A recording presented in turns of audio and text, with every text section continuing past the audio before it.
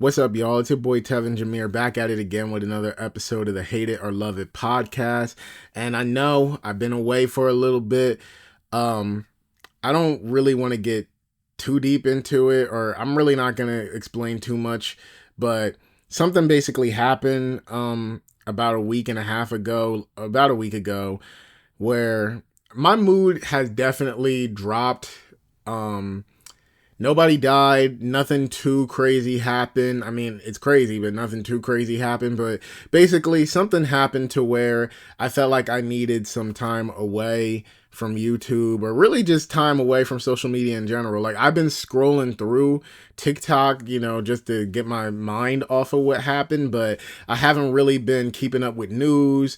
I haven't really been you know, hanging out with people as much, like unless I had to go somewhere like at work or something like that. Like, I really haven't been doing too much this past week, hence why y'all didn't also get an episode this past week. So, you know, um like I said, it wasn't anything too crazy, but it was something where it was like, all right, I deep down I feel like I had to step away for a little bit, but I'm back now. I'm recording this episode on Tuesday, August the 20th, but I'm probably going to drop this on Wednesday the 21st. So, tomorrow, as of me recording this. I know it's a late episode, but late is still better than none. And, I wanted to drop something for y'all because y'all been, supporting your boy like crazy. Like, even times where I step away, y'all still be watching the videos. I see the sub count going up. Like, y'all been supporting me. And I don't want y'all to go away because I'm like, I go ghost out of nowhere without explaining nothing to y'all. So, I just want to say thank you to everybody that's been supporting me. And, y'all are what keeps me going. Cause like I said, seeing the support, the subs, the likes while I've been away, it motivates me. Even in times where I feel like I don't have that much energy, like just seeing the support and the love from y'all in the comments just makes me want to, drop something else. So thank you guys for that. As you guys can see in the title, I don't have no topics this week. So for this week, I wanted to do a top 15 films of all time ranking. I always said that I wanted to do that, but I was like, since I don't really have no topics, since I've kind of been away, I was like, this would be a fun little episode to get me back into the groove of things. And besides, lately, I guess you could say that I've been diving a lot more into like my film lover side because I've been doing the Blu-ray collections, and I know a lot of people been viewing and liking and subbing off those videos. So, this would be another fun film type of episode to do while still being on the podcast. So, yeah. Before I get into it, and I'm going to make this disclaimer quick since I really want to get into this. Before I get into it, like I said, this is my top 15 of all time. This is my favorite films of all time. I appreciate everybody that shares their opinions, but I ain't trying to have no negativity. I ain't trying to have no problems in the comments. So I'm just saying, these are my favorite films of all time. Everybody is entitled to their own opinion. And I like, talking to other people, getting their favorite films of all time. Cause, film is an art form, and sometimes art resonates with other people more than others. So like, I could love a movie, you could completely hate it, or there's a movie that you could love and I completely hate, but at the end of the day, it's all for the love of film as an art form. And I like having conversations with y'all, especially since now I'm trying to get better with responding back to comments. So of course, let me know down below what some of your favorite movies of all time are. Let me know your opinions on the movies that I'm about to talk about, because like I said, we all love film as an art form, and it's something to talk about. Just don't be negative about it to me or others in the comments. And yeah, with all that being said, let's get into this list. And at number 15, I have Kiki's Delivery Service. Now, if you guys been watching my Blu-ray collection videos, then you already know like some of the movies that are here. It's just now I'm actually ranking them. But yeah, Kiki's Delivery Service. Growing up, I've always been a fan of Studio Ghibli, but I realized that I have not seen a lot of their catalog. So for the past year, I don't know if they do this every year, but at least for like the past year, they've been doing a Ghibli Fest in theaters. So I've been going to the Ghibli Fest trying to catch up on a lot of the films that I didn't see from their studio. And I know Spirited Away is considered the magnum opus of not even just Studio Ghibli, but even Hayao Miyazaki as a director.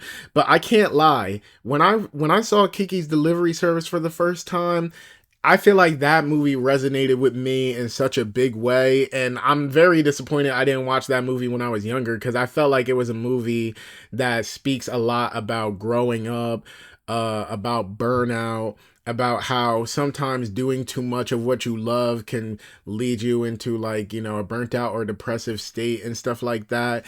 And I feel like that would have been a great movie to watch while I was growing up. But either way, no matter what age you are, I feel like this is a beautiful movie. I feel like it's one that, like, a lot of people can resonate with. Because like I said, if you know, everybody's had to grow up at some point. If you're a kid, you're growing up now, but if you're an adult, you had to have grown up at some point. So seeing Kiki's journey in the movie, I feel like even adults can resonate with it. And I feel like we've all been where Kiki's been in the movie. So it's just like, you know, whether you're older, younger, I still feel like it's a great movie to watch. Besides that, Kiki as a protagonist is probably my favorite protagonist of all of Studio Ghibli's films. The only thing I can say about Kiki's Delivery Service that maybe I just, not that I didn't like, but I felt like could have been done better. And apparently this is a criticism thrown towards Hayao Miyazaki a lot, is the ending of the movie. I did feel like the movie ended very abruptly, and, you know, everything just was kind of tied with a bow real quickly. But no matter how I felt about that, at the end of the day, you know, Kiki's Delivery Service is still my favorite film from Studio Ghibli. And who knows, maybe that opinion might change because I haven't seen all their films, but I definitely feel very strongly that it's going to stay up there. Like, Kiki's Delivery Service, in my opinion, is a masterpiece. And while I can say that maybe Spirited Away is a better film journey-wise, I mean, just overall with how it resonated with me, Kiki's Delivery Service definitely is up there for me. At number 14, we have Juice, another 90s hood classic. If you guys seen Juice, and I'm pretty sure most people seen Juice at this point because it stars Tupac, and, you know, everybody loves Tupac. But Juice, basically the story of four friends growing up in New York, and one of them becomes obsessed with wanting to be the man, wanting to have the juice in the hood, like being that guy, basically. And what I loved about this movie, because I seen the movie in like two different lenses. Now, I'm glad when I was younger, like when I was a kid, I had no business watching a lot of the hood movies. But I watched Baby Boy, I watched Friday, I watched ATL. Like, I watched so many hood movies as a little behind kids that I had no business watching it. But Juice was one of the ones I didn't see until I was older. And I'm very glad that I seen it when I was older, because I felt like, you know, I felt like I got to get the themes a lot better. I felt like I got to resonate with it a little bit more. And Juice, when I first seen it, it was like a character study, an interesting character study on like the lengths that people will go in order to get some notoriety and fame and stuff like that. Not necessarily fame, but just to have some notoriety from where they're from, or just in general, because the character that Tupac plays, it's so crazy seeing him make that transition throughout the movie.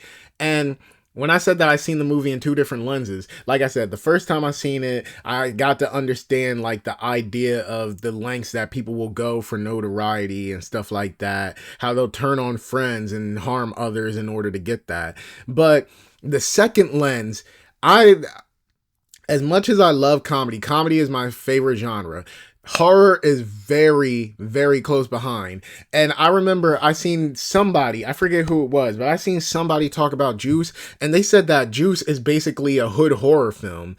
And I was like, damn, when you put it that way, it really is. Because Tupac's character, he really moves like a horror villain.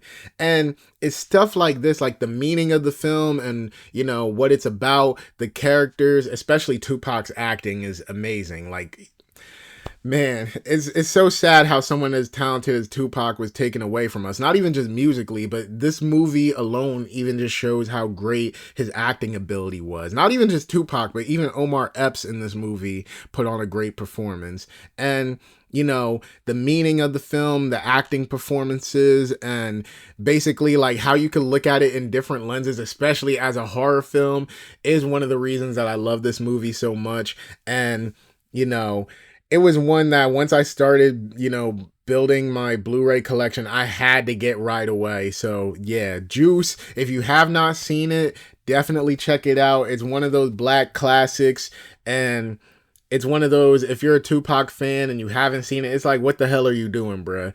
So Juice at number 14. Number 13, I have Fruitvale Station, starring Michael B. Jordan, directed by Ryan Coogler. And basically, the movie is about Oscar Grant. It's about the last day of his life.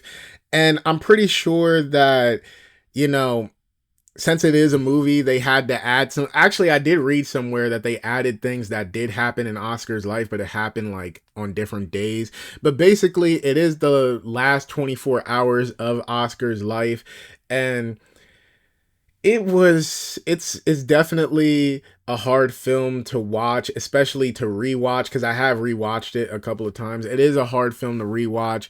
And one thing about me, I know, like, this is crazy to a lot of people, especially since I'm a film person. One thing about me, a movie has never made me cry. Film has never made me cry before.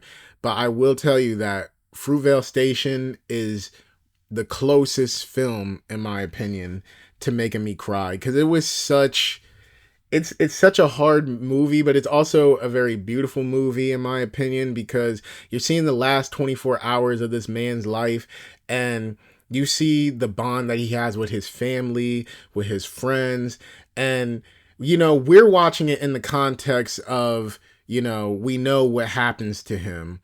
And the whole time you're sitting there thinking like, damn, please don't let it happen. Like, I wish this movie could end in a different way. We're watching it in the context of like, we already know what's going to happen, but we're just sitting here hoping that it's not. Cause like I said, it's a beautiful movie because you're seeing this bond that he has with his mom, especially the bond that he has with his daughter. Like, it's so heartbreaking watching the scenes between him and his daughter, because you can see that they had such an amazing bond. And even the way that the film ends, this movie has one of the most powerful ending scenes in my opinion, because after he dies, his baby mom goes back home, or she picks up their daughter, and the last shot of the movie is them in the shower, and the daughter is like, where's dad? And you could just see the look on the mom's face, like she just didn't know how to tell her daughter. And it's such a meaningful shot, and it's, like I said, it's such a beautiful movie, because it's like, it's very sad what happened to him. And that's another aspect that I loved about this movie. It's another movie that shines light on police brutality and things that African Americans go through in this country. And it's like, you know that's why I say it's beautiful, because it's like, the movie didn't focus just on making him a victim.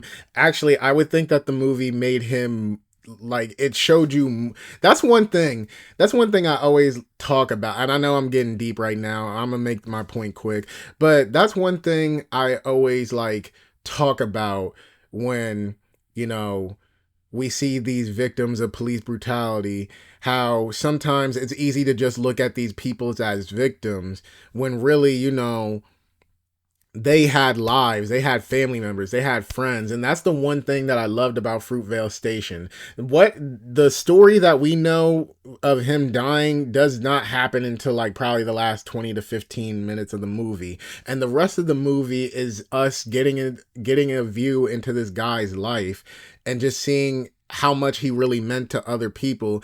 And what I loved about this movie, it also kind of makes you think about yourself. Like, how are you with the other people in your lives? How is your relationship with them? and are you having meaningful relationships with them? Like the movie basically put me into a lot of deep thought, as you guys can tell, and I'm sitting here talking about a lot of different topics, but that's just goes to show how much I loved Fruitvale Station and how much it really meant to me. Like it is such an amazing film. I know it's more of an independent film, and I feel like, yeah, this movie came out before Black Panther, so before Ryan Coogler, and I would even argue Michael B. Jordan, before they even became household names, this movie came out. So I don't know how many people really seen this, but if you never seen it, I definitely recommend it. It is such a great film.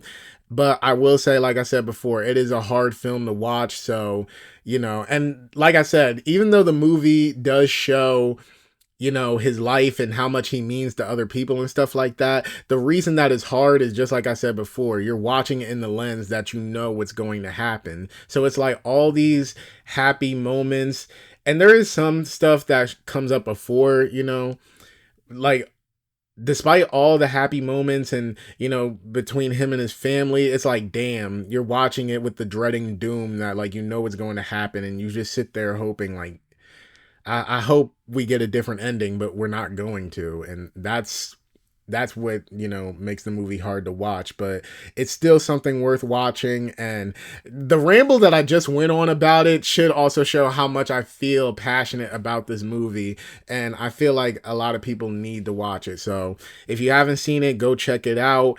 And personally, in my opinion, it's probably still my favorite Michael B. Jordan and Ryan Coogler movie.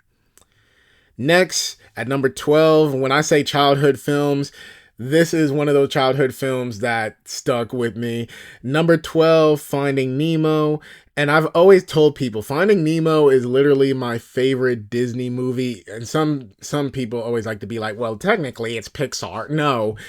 Look, Disney owns Pixar. So whatever you want to say, if you want to say technically it's Pixar, if you want to say Disney, whatever. Either way, still one of my favorite films of under the Pixar Disney catalog. And I don't even have to really explain the plot of Finding Nemo. The movie came out when I was younger, and like everybody in my generation basically seen it, and I'm pretty sure other generations has also seen it. I done seen this movie like 2 to 3 times in theaters with my parents when I was younger. Granted, I didn't have the choice. I mean, I'm not complaining, but granted, it was because my parents wanted to take me. But low key, the fact that they kept wanting to take me to the movie, mom and dad, I know low key y'all had to have loved the movie too. And I feel like they did, because the movie is definitely, rooted in the parent-child relationship. And not only that, but of course for kids, like it's great to see like a bunch of different fish and see sea life and stuff like that. But for me, the reason that I love this movie so much, not only because it stands the test of time, like there's a lot of children's movies that when you watch it as a kid, of course you love it, but as you grow up, you realize that the movie isn't as good as you thought when you were younger. But actually, for me, this movie stood the test of time. Like, actually, I had like when I seen it again when I was older, I realized like, damn, this movie is just as good, probably even better than when I saw it when I was younger. Not just because of how beautiful the film looks. Like it really looks good. The animation holds up even today. When you watch this movie, which of course it's a Pixar movie, so the animation is always going to hold up. But for this movie, like the plot of, a father looking for their child, that got taken from the ocean and stuff like that. Like it's a very, I can't relate to it because I'm not a parent, but it is still a very beautiful story. And, I I resonate with it a lot. I'm pretty sure my parents resonate a lot with it. And at the end of the day, it's just one of those movies that I feel like stood the test of time. Um, what can I say that hasn't already been said? That's why I'm trying to find words to say, because like what can you say about Finding Nemo that hasn't already been said? Um, yeah, no, that's pretty much why I love it so much. It stands the test of time, very meaningful, still funny. And, it's one of those movies that when I watch it, it really takes me back to being a kid. Like, how some people say, like, it gives you that feeling of being a kid again. Like, Finding Nemo is definitely one of those movies. And it's a feel good movie. That's another reason I love it so much. I feel like we don't really get a lot of feel good movies no more. So, Finding Nemo is definitely one of them, like, one that you can turn on. And it's like a very comfort movie. So, yeah. Um, at number 11, we have Promising Young Woman.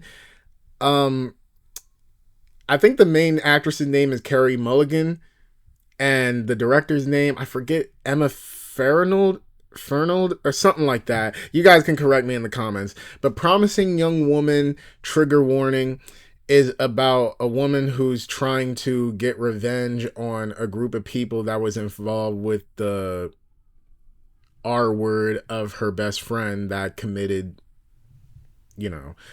And the movie, I'm not gonna lie, when I first saw the trailer for it, because the trailer, in my opinion, is kind of misleading. It kind of makes the movie out to be like some type of revenge, like she's gonna go and kill them off type movie. But when you actually watch it, you somewhat get more of a deeper story. Yeah, she is trying to get revenge against people who take advantage of women. She is also trying to get revenge on, the people that done wrong by her friend. But when you actually watch the movie, you get kind of more of a character study of trauma and how we deal with it and how sometimes we can get consumed by it. Because throughout most of the movie, while you do understand why our main character is doing what she's doing, a lot of the people around her, even family members related to her friend, are trying to tell her, like, you have to work through your trauma. You have to find a way to live with it or move on and stuff like that.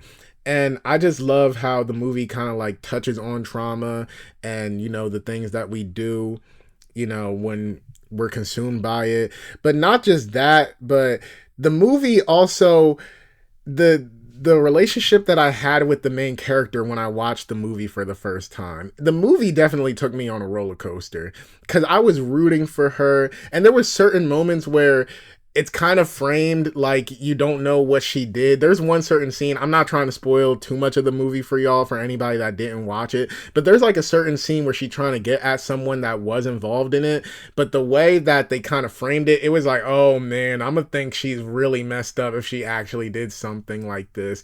But then, it's finally revealed what she did actually do.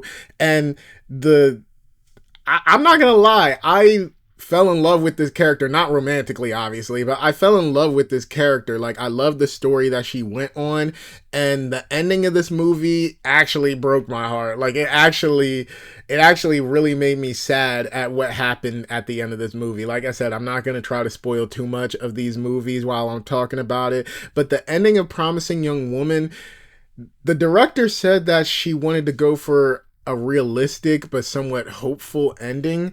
And while it's like, damn, yes, it is realistic, like, definitely to what happened at the ending. It is realistic, like, in that situation, this probably would have happened. And the movie does end on a hopeful note. Like, she does somewhat get a win in the end, but it's just like, what had to happen for her to get that win was very sad to me because I grew so connected to the main character. So, Promising Young Woman, like I said, I don't want to reveal too much. I don't want to say too much because I do feel like it's a movie that you have to watch. It definitely takes you on a roller coaster ride. And the trailer is somewhat misleading, but I'm just saying, like, if you watch it, I feel like a lot of people will enjoy it. I think it was nominated for like Best Picture the year that it came out, but I'm not really sure. But if it was nominated for like Best Picture, Best Acting, or Best Direction, definitely deserved it. It is such an amazing film, and it's one that, to be honest, I feel like is very underrated. Like, when I talk to other people that are also in the film, like, some of them never really heard of it. So I'm just like, I hope, maybe me talking about it will, if I have any subs that never seen it, hopefully me talking about it will make y'all want to talk about it or look at it, because I feel like it's a movie that does deserve to be, talked about in the grand scheme of film.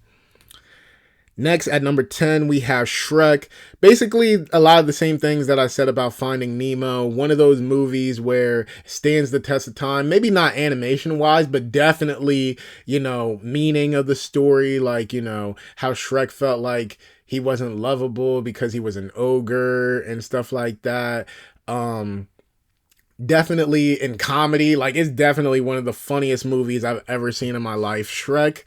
Yeah, Shrek is just a lot of the things that I said about Finding Nemo is basically the same way I feel about Shrek. Comforting movie. I like the meaning of it, the comedy, and it's just one of those kids movies that like stands the test of time. Adults and kids alike can all love it. Hell, when I was younger, even I had my dad, my brothers, even my uncles. Like, I even remember watching Shrek at my grandmom's house when everybody was over. Like, me, my uncles, my cousins, like, we all gathered around to watch Shrek. Like, the adults was actually asking to watch Shrek. So that just shows how amazing Shrek is as a movie. Now, I know Shrek 2 is considered the favorite to everybody, but for me, Shrek 1, and I'm not gonna lie, Shrek 4 is over Shrek 2 for me. I know, crazy, blasphemy, but Shrek 1 will forever be my favorite Shrek movie. I'm even pretty sure that when Shrek 5 comes out next year, is it next year or 2026? It's coming out within the next 2 years. But whenever Shrek 5 comes out, I'm still pretty certain that Shrek 1, not even going off nostalgia, but I'm pretty sure Shrek 1 is still going to be my favorite, just personally because I find it still the funniest of all the movies. So, yeah. I would say go check out Shrek, but everybody seen Shrek. Number 9, we have Uncut Gems from the Safdie brothers, starring Adam Sandler.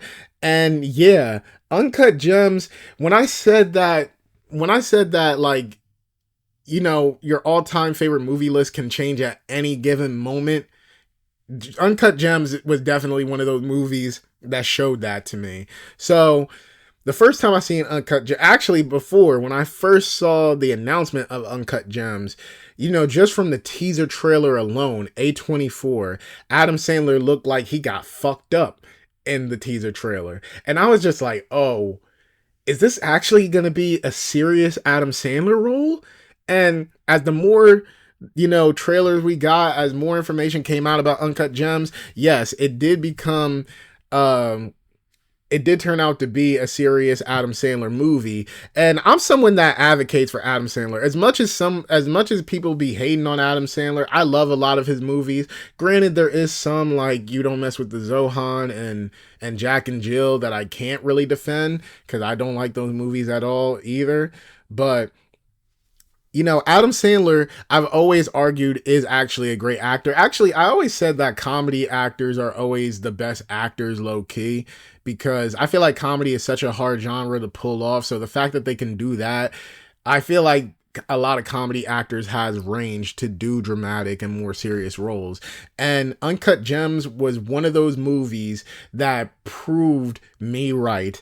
Oh my gosh, all the arguments that I would get in with people about how Adam Sandler is actually a great actor, now I just point to this movie. Instead of just sitting there arguing with the person, I just point to Uncut Gems. Uncut Gems is such an amazing movie. So, okay, plot. Adam Sandler plays, what is it technically called? Like, okay, he's a jewelry shop owner. Yeah, he's like a jewelry shop owner, and he owes his brother-in-law money. And he just, the best way I can describe it, he owes his brother-in-law money, and his brother-in-law is working with loan sharks, and like, he just keeps betting more and more, because Kevin Garnett also gets involved too. So he gets this opal, and Kevin Garnett wants the opal, and he is basically like, Adam Sandler has a gambling addiction, and throughout the movie he just keeps digging himself in a bigger hole in debt with his brother-in-law. And that's probably the best description I can give y'all. But the movie is just, I never personally felt anxiety. A lot of people said that this movie is very anxiety inducing. I don't feel anxiety induced, but the whole time I'm just sitting here watching the movie like, bro, what are you doing? What are you doing? You can fix your situation right now. What are you doing? And Adam Sandler throughout the whole movie just keeps digging himself into a bigger hole. And even when there's a lot of moments in this movie where the plot could end right there. But he just keeps going and just keeps making worse decisions. And it's like, as much as it seems like I'm complaining about his character is so captivating. Howard is such a captivating person, partly because of Adam Sandler's charisma, but also because Howard, he's someone that lives on the edge. Like, he just can't go without, doing that bigger gamble, doing that bigger risk. And I'm not gonna lie, it's very captivating. One thing about me, and I always say this about film and TV, is I hate passive characters. There's a lot of main characters that are very passive, that allows other characters and that allows the story to dictate them. I'm someone that loves active characters. If a character can make a decision that affects the world, that affects the people around them, like, those are the characters that I love the most. And Howard, if you ask me, Uncut Gems is probably so high up on my favorite films of all time. Not even just because of cinematography, the acting, all that. Like, all of that is amazing. But I think what makes me love Uncut Gems so much is the fact of how active Howard is as a character. He is a character that will make such horrible decisions, but it is such it's such captivating storytelling. So, if you haven't seen Uncut Gems, definitely check it out. There is still a little bit of comedy in there, it is still Adam Sandler, so you're going to get a little bit of comedy, but yeah, Uncut Gems, very captivating movie, and I feel like it's definitely like a thrill ride. Like, when you watch it for the first time, and even when you rewatch it, but when you watch it for the first time, it is definitely a thrill ride, and you're always going to be left on the edge of your seat, because it's just like, Howard, what the fuck are you doing? Like, throughout the whole movie, that's all you're going to keep thinking is like, bro, what are you doing? But yeah, I know I be going on rambles about these movies. But all right, let's get into the next movie. At number 8, we have Little Manhattan. And Little Manhattan, for a while, I always said that my favorite romance movie was Top 5 by Chris Rock, but recently, I think actually last year, I rewatched Little Manhattan for like the first time in a while. And not only is it one of those movies that still holds up to this day, but I'd probably argue that now that's my favorite romance movie of all time, because, yes, it is a romance movie geared more towards kids, but I still feel like it has a lot of mature things to say about love and relationships and stuff like that. Even to this day, I feel like the ending, when I was younger, I remember I felt so betrayed by the ending. Like, why did Rosemary have to leave? Why couldn't they just be together at the end of the movie? But as I gotten older, and of course I got into relationships, I've, dated plenty of girls. As girls came in and out of my life, I understood more of why the movie took the approach that it did, because it shows that, like, sometimes the person that you really want to be with, and I know in the context of the movie, it's the first love, but I feel like it also touches on the person that you really feel like you're going to be with. Sometimes they're just a moment, they're just a point in your life, and you go on to meet new people. And that was a movie, when I seen this, that was a lesson. When I seen this movie for the first time, I think I was like in middle school, when you really start to get interested in girls and stuff like that. And even back then, the lesson of this movie, like, still stuck with me, as I gotten older and stuff like that. Because sometimes, even in my generation, and I talk about dating sometimes on the podcast, but even in my generation, some people it's hard for them to see that sometimes people were only meant to be in their life at a certain point. You were only supposed to have that relationship at a certain point. And I feel like Lil Manhattan, yes, it's in the context of a first love, but I still feel like even when you look at the overall concept of love, which the movie does touch on, because while you get the story of him experiencing his first love, you kind of get the story of his parents, at least the way that the movie ended. I felt like it was leading towards his parents getting back together, and you kind of get the story of a rekindled love that phased out at one point, but then, it grows back once again. So, I feel like the movie does touch on, different topics of love and like, people being meant for you, but also if they're supposed to only be there just for a short time. Like, the movie just has a lot to say about love, and surprisingly, in a kids movie. So just like what I said with Shrek and Finding Nemo, it's a children's movie that stands the test of time. Actually, I won't even say it's a children's movie. I'm not even, because I did read somewhere that originally the movie was supposed to be PG-13. It was supposed to be a little bit more mature at one point. So I won't even say it's a children's movie, but it's one of those mature movies that seems like it's geared towards kids, but I feel like adults can pull a lot out of it as well. So, I don't really know the standing of Little Manhattan in the grand scheme of like romance films or just films in general. Like, I don't even really talk to a lot of people about Little Manhattan. One of my friends, Corey, who I had on the podcast before, he even said that like Little Manhattan, is a movie that, and I don't want to misquote him. He even said that it's one of those movies that, just like I said, it does teach a lot about love, and it can also be geared towards adults as well. So, I only really talked about Little Manhattan with him. So if you guys seen Little Manhattan, let me know your thoughts on it. Let me know how y'all felt about it, because I definitely feel like more people should talk about it. Because when you talk about like romance movies, I feel like that one just never gets brought up. And maybe it's because like if you look at the poster, it just very much look like it's just geared towards kids. But like I said, it looks very geared towards kids. And yeah, the main characters of the movies are kids learning about love. But I feel like it's one of those geared towards kids movies that adults can very much resonate with as well. So yeah. At number 7, we have Get Out from Jordan Peele. So my favorite horror movie of all time, or psychological horror, but my favorite horror movie of all time. Get Out from Jordan Peele. Whew.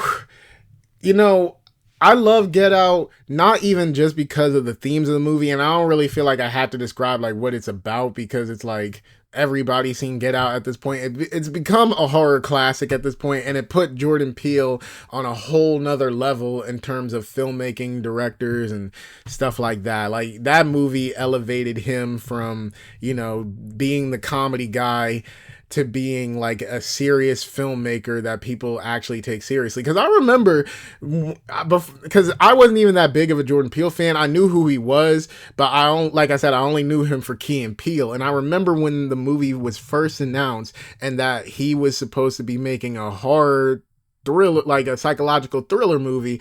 I remember people was like, Jordan Peele making a psychological thriller? What is he doing? Like, I remember the somewhat, not, I won't say backlash, but people doubted him. And seeing what he was able to do with this film, he inspires me as a director. He's my favorite director. So he inspires me. If you guys seen my film Blood Money, then you guys will know, like, obviously I feel very much inspired by him. I'm also inspired by his story, someone that people didn't take seriously going into this field, and he proved, everybody wrong. But even if you take away his personal story, just how he blends, like, black issues and racism into a horror context, it's that movie like literally shocked me. Like, one thing about me, I'm very good at predicting endings. Even if a movie has a twist, I'm very good at predicting twists. And I probably say one of the only directors that still stumped me all the time with, if I predict something and I still wind up being wrong, is M. Night Shyamalan. But Jordan Peele, he kind of became one of those directors. I mean, I kind of saw the twist coming a little bit, but with Get Out, it amazed me how, like I said, how he blended like horror with real life. You could technically say real life horror that black people face with racism, and he blended like, regular horror tropes and elements into that. And the twist of the movie definitely pays everything off, because it's like, I really did not expect everything to lead up to that. Like, and it and also, the other thing I love about the movie, it also opens people's eyes to like a different type of racism. Like, we all know the type of racism, like the regular ones where like they just straight up fucking hate black people, like they want nothing to do with them. But this movie, I love how it opened people's eyes to like the point of racism where it's like you're admiring a, like, it's almost like a fetishization or some crazy admiration of a race. And it's like, yeah, this is borderline fucking weird. Actually, it's not even borderline, like this is just straight up weird. This is like, what are you doing? Like, it's just all those elements together that makes Get Out like one of my favorite films, and even my favorite horror of all time. Like, while the movie didn't scare me necessarily, I just loved, like, all the different aspects of it. The acting, which this movie put me on to Daniel Kaluuya. Ever since I seen Get Out, Daniel Kaluuya has always been on my radar. But the acting, the direction, the theme, pretty much how everything came together in this film, and how it, touches on real life issues, but it puts it in like a regular horror movie context. It's just like everything mixed together basically made this movie like a movie that I love. And anytime they do re-releases in theaters for it, I always try to go see it. Especially since when I first seen Get Out, I didn't see it at first in theaters. I'm gonna keep it real, I bootlegged it the first time it came out. But ever since I first seen it and I fell in love with the movie, and Jordan Peele became like my favorite director, whenever there's re-releases for Get Out, I always make sure I book my ticket, because Get Out is just one of those movies that, like, I'm not gonna lie, just like how I said, like, I had no business watching some of the classic black movies growing up. Like, my parents would have it on and I had no business watching the movies, but I still did. I feel like Get Out is gonna be that movie for my kids when they're growing up. Like, Get Out is gonna be one of those movies I allow them to watch even though they have no business watching it. But, at the end of the day, Mom, Dad, I don't blame you for what you did, because, I feel like my film taste is pretty good because of y'all. And I feel like showing my kids Get Out at a young age is going to get them, give them a little good film palette. Like the memes on TikTok, you got to start them out young. So Get Out is definitely one that I'm going to be playing for my kids. At number 6, we have The Wood. Now, I'm going to keep it real with you. The Wood is basically your regular coming of age film. I guess the thing that sets The Wood different from other coming of age films is, for one, it's about 3 black friends growing up in Inglewood, California. So you do get a lot of the commentary of like growing up in rougher neighborhoods, but also at the same time, like, it's one of those 90s hood movies where it's not focused on like, because that's one thing. That I feel like a lot of hood movies, tend to forget. The hood isn't always a bad place. And yeah, I didn't grow up primarily in the hood, where I live, but basically I have a lot of friends and family that lives out there, and I would go, visit a lot throughout my childhood, even growing up, and even now sometimes I'll stop back in the hood. But basically, one misconception about the hood is like everything isn't all bad, and that's the one thing I loved about The Wood. It's just a regular coming of age story. It's not focused on gangs. I mean, there's a little bit of an element to that, but it's not too focused on it. It's not too focused on like tragedies or nothing like that. It really is your regular coming of age story showing the bond of 3 black friends growing up in Inglewood, California. And all the tropes are there, the first girl that he liked, his first time, having sex, them going to prom. Even the movie kind of goes back and forth between modern day and back in the day. So like you see them growing up and all the different experiences, but even in the movie you see his best friend getting married, and that's kind of like the catalyst for the whole story. Like they're reminiscing on their childhood leading up to the wedding.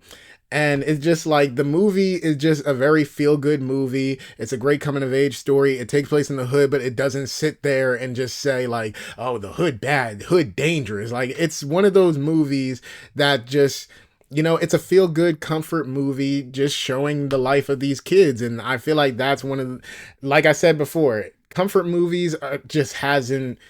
Comfort movies just hasn't been around in a while, and sadly, a lot of people probably don't even know, but Dope, which came out in 2015, which also became, another black classic in its own right, is actually a spiritual successor to The Wood. Like it doesn't carry on the story, but some of the characters and, it is connected to The Wood.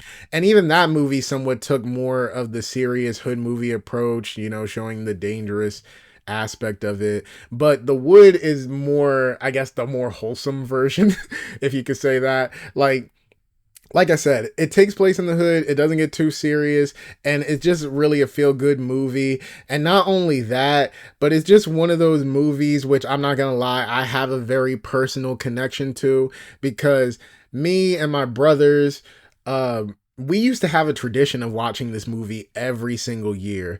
Or even if we didn't like set a time to get together to watch the movie, it just, whenever the three of us were together, we just watched the movie. So it's just like The Wood is just one of those movies that it's like, besides, what I like about the movie itself, it's just also a very personal film for me. And it's just something that, me and my brothers have a ritual of watching. We haven't sat down to watch it all together in a while, but, despite whatever be going on and whatever, I'm not getting too deep into it, despite how anyone feels or what's going on, sometimes I do wish the three of us could go back to when I was younger and we just sit in the living room and we just say, hey, yo, put on The Wood. And we just watch it and just laugh. Like, that's one thing I will say about film as an art form. It can always take you back to good memories, not even just good memories with the film itself, but just even the people that you've watched it with. So even when I'm watching The Wood alone, I still think to myself, like, sometimes I do imagine myself when I watch The Wood, and I just imagine my two brothers watching it with me. And like, they're older than me and I'm a kid again watching it, like, yeah, tangent aside, I know I'd be rambling, but yeah, The Wood, if you guys haven't seen it, which it's a very underrated 90s black movie, so I feel like a lot of people haven't seen it, so if you haven't, definitely go check it out. Number 5, I have Straight Outta Compton, and yeah, I don't know what else I can really say about Straight Outta Compton that hasn't been said. Like, when it came out, it was a force in the film industry. Hella biopics, especially hip hop, hella biopics got greenlit after that movie came out. It won awards. It revitalized NWA's popularity with like My Generation and stuff like that. Like, they were already popular. We were still in the moment where like we acknowledged what happened before the rappers that we grew up with. But it's like when that movie came out, everybody was claiming NWA. I remember when the Straight Outta template came out on Instagram and everybody was doing straight out of so and so, straight out of this. How many people I knew growing up put Straight Outta Camden or Straight Outta Sicklerville or Straight Outta Winslow? How many people did I know doing that shit when the movie came out? Was crazy. Hell, I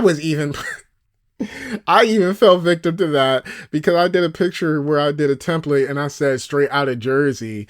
And even Kick, yes, that dates me so much. But even when Kick was like the main way that people would communicate in my generation, I had Eazy-E as my cover photo, and I used to edit my pictures and stuff like that, and I edited it like a picture of Eazy-E, and I remember one of my friends literally copied my profile picture of Eazy-E and pasted it, and they were trying to play it like it was their own. I'm like, bro.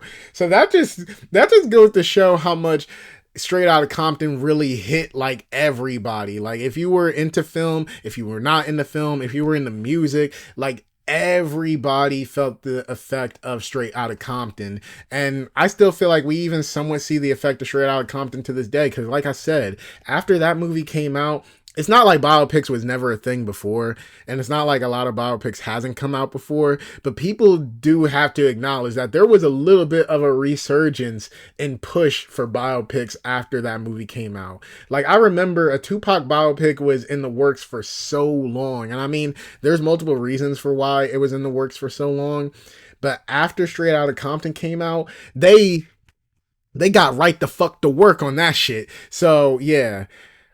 Straight Outta Compton, such an amazing movie. Personally, I also love it because Ice Cube was one of those actors and filmmakers. Or he's not really a director, but he's involved in the making of a lot of films. So he's one of those people that I've always looked up to. Dr. Dre, of course, he hasn't really dipped his toes in the film that much, but you know, he was always a hip hop figure that I was always a fan of.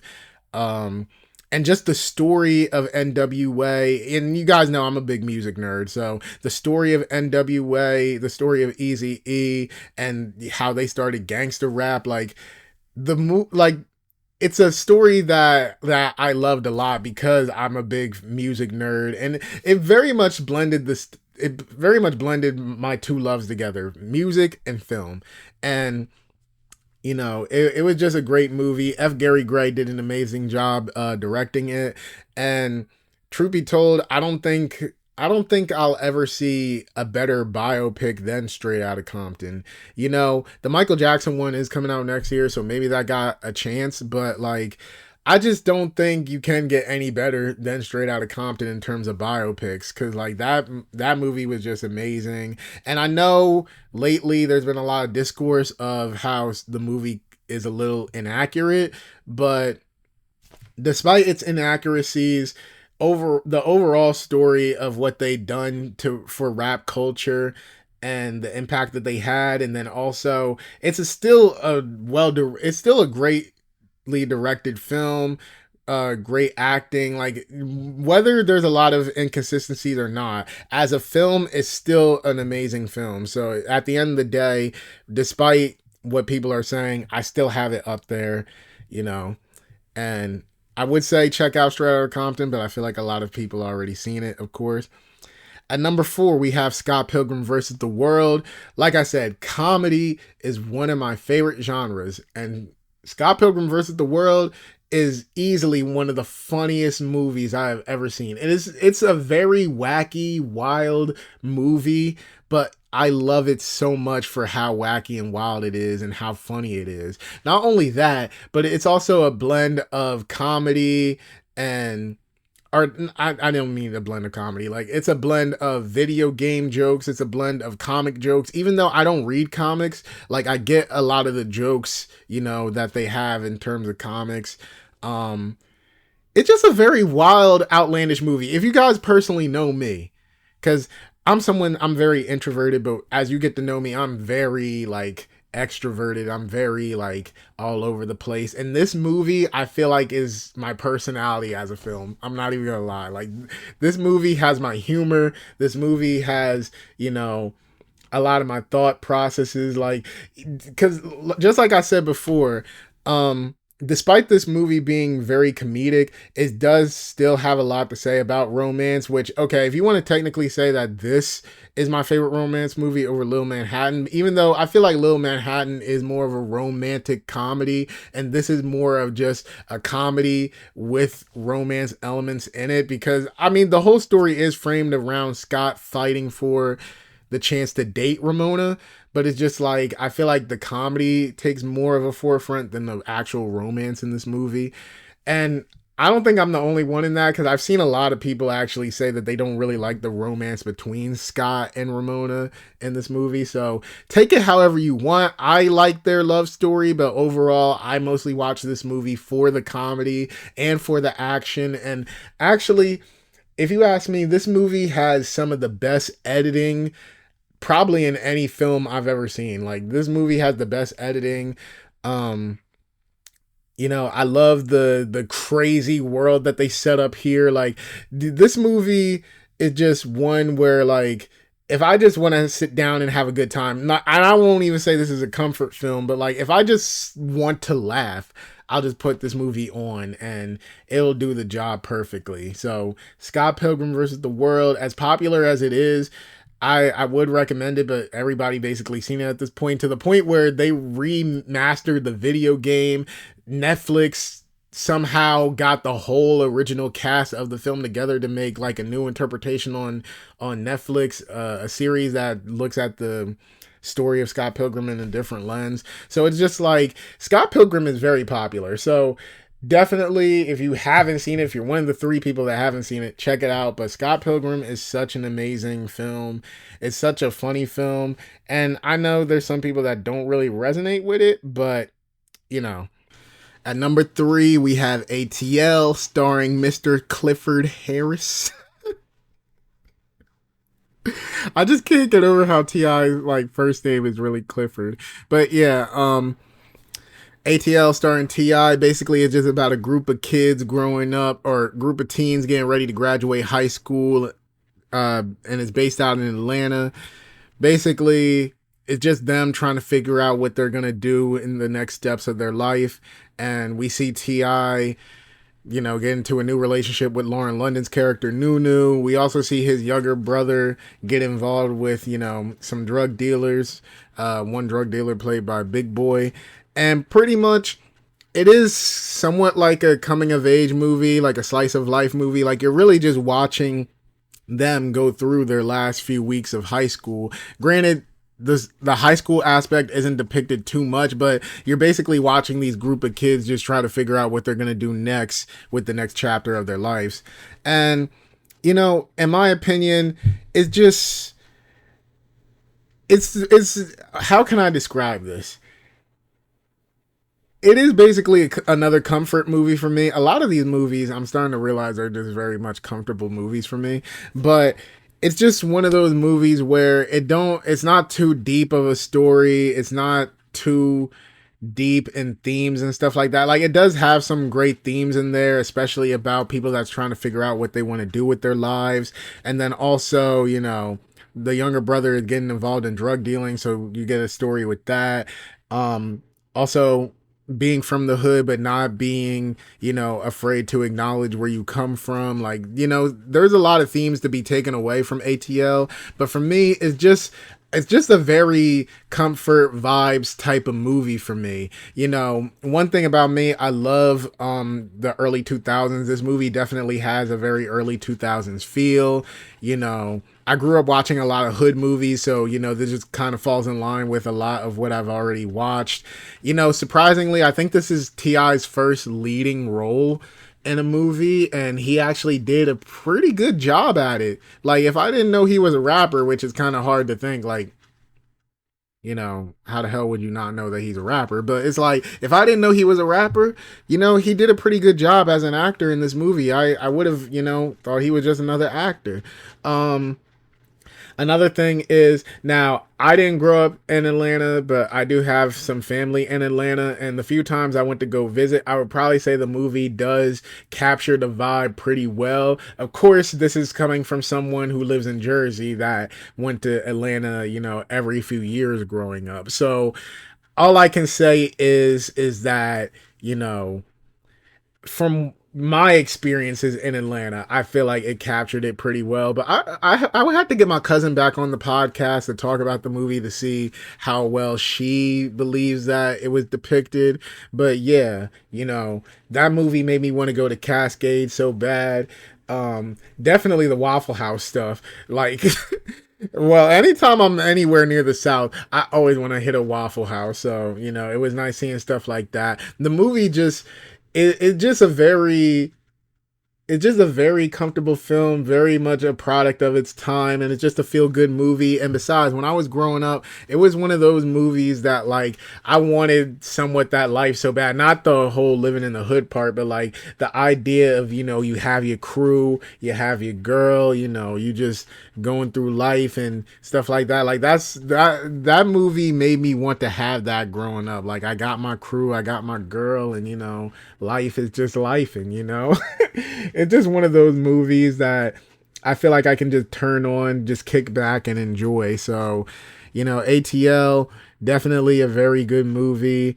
It came out definitely after the 90s hood movie boom. So I don't know how many people really seen it. If you're not black, I don't know how many people really seen it.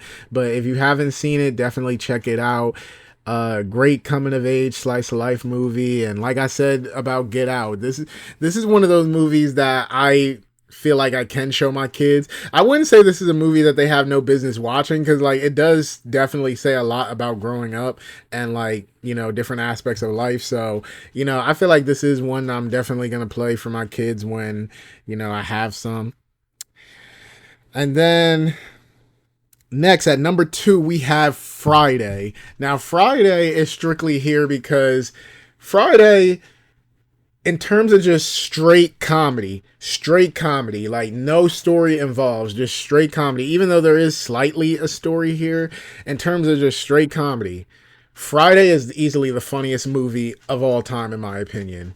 This was one of those movies that when I was younger, I had no business watching. Well, then again, it's not too bad. Like, of course, it's an R-rated movie, so there's a lot of cursing, but nobody's really having sex. There is drug use, but it's not like, it's not explicit drug use. Like, I used to watch this movie with my parents all the time. Like, straight up, my parents would tell me to not watch certain movies, but Friday was never a bad movie for me to watch for some reason, even though I don't know if I was actually, this is the one where I'm like, I don't know if I would show my kids this one, but Friday, it's just one of those movies that it's purely up here for how damn funny it is. It's so quotable. I feel like out of all the 90s black hood movies, this one is easily like the most known one. Like, I even had plenty of white friends growing up say like, oh yeah, of course I seen Friday. Like, Friday is just that movie where it's like everybody's seen it, everybody can quote it. Like, nobody is going to question you if you say Friday is your favorite film of all time. Like, it's not the biggest movie in terms of story, because there really isn't much of a story. It's just Craig and Day Day hanging out on Friday. Wait, Day Day? I'm thinking of his cousin Day Day. Craig and Smokey hanging out, on the front step trying to get $200 so they can pay back Big Worm. And you just basically see like the different characters, that you just see the different people that live in their neighborhood while they're trying to get this money. And pretty much the movie is just a bunch of shenanigans with a bunch of different characters. And while it just sounds like nothing really happens in the movie, it's just like you have to watch it to see like all the crazy things that happen in the movie. And like, it sounds boring from how I'm describing it, like just two people just trying to get money real quick and they just interact with other characters along the way.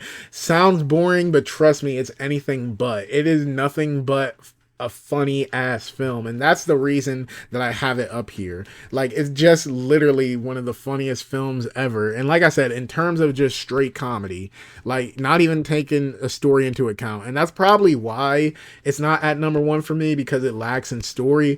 But it is just literally the funniest movie ever. So Friday, definitely, yeah, earns at number 2 spot. Like I said before, I don't know what else I can really say about Friday that other people hasn't already said, but Friday is just one of those amazing films that, like, if you're of the small, very small population that haven't seen it, definitely watch it. Friday is just so damn funny. And then at number 1, which surprisingly, a lot of people always question how this is number 1. But number 1, I have The Hangover, the first Hangover.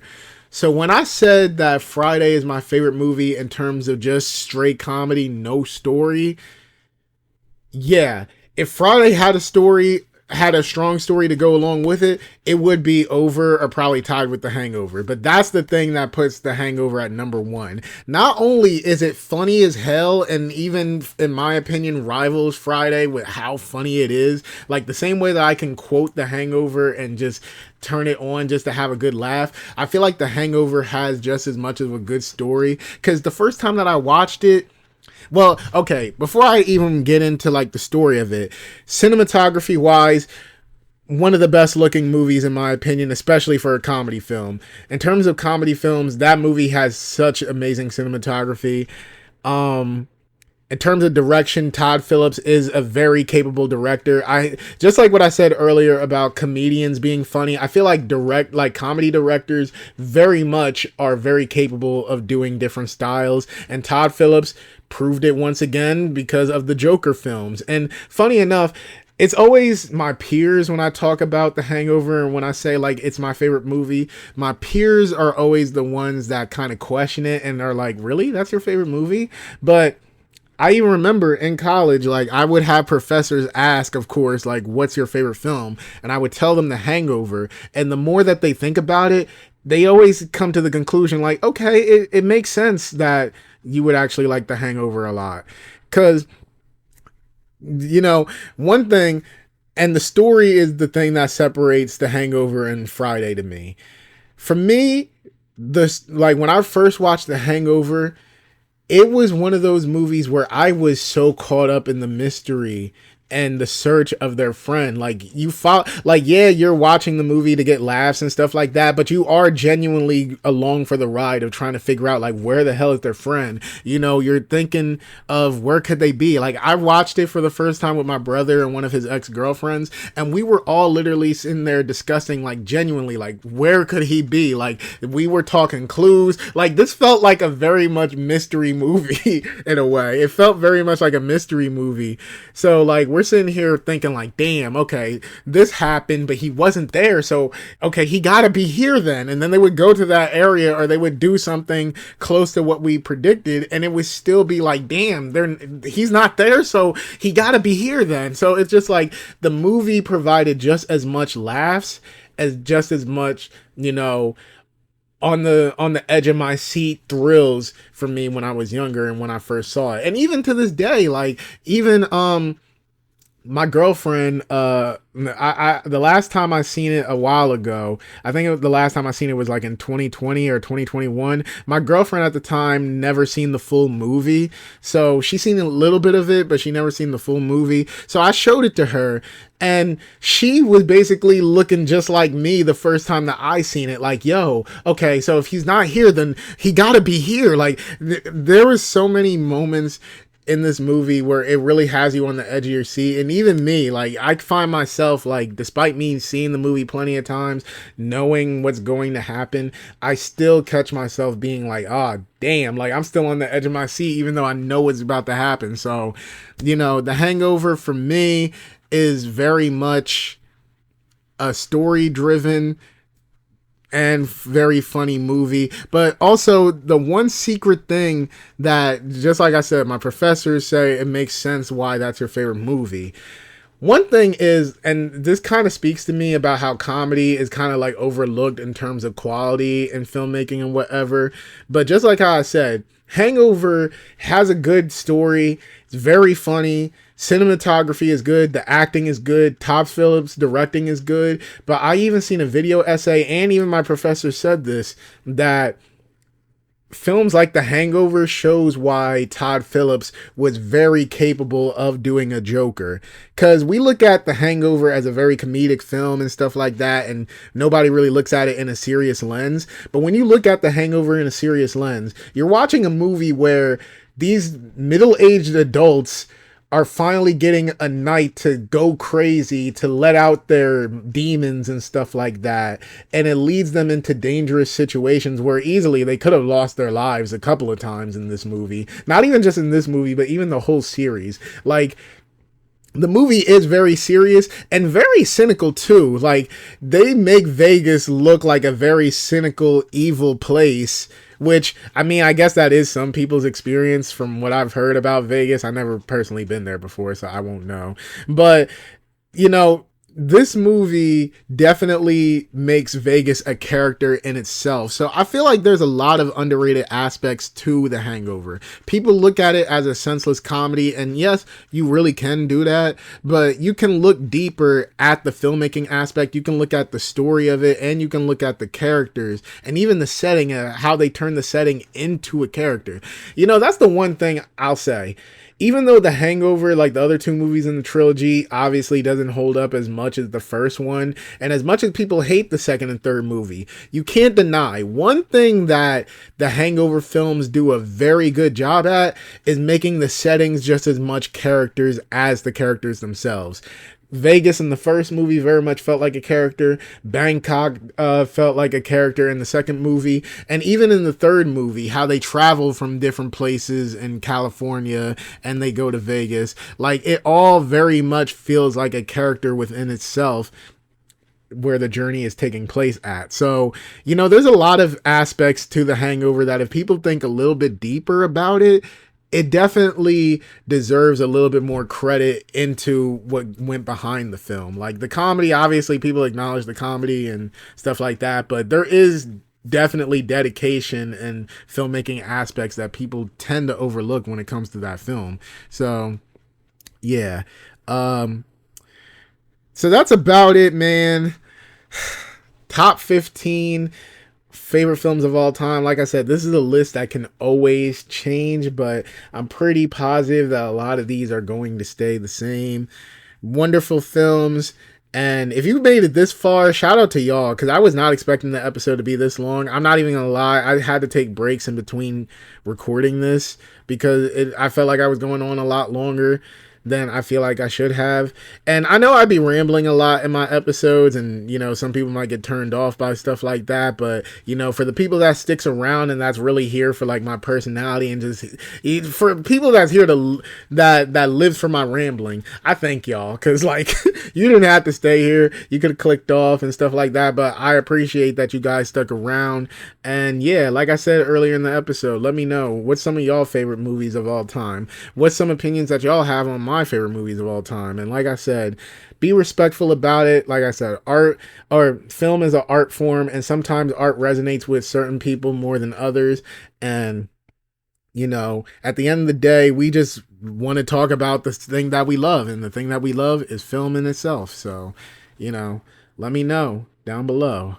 And yeah, like I said, man, I did take this week and a half because, you know, certain situation happened, but I'm back now. I'm going to go back to my consistent stuff.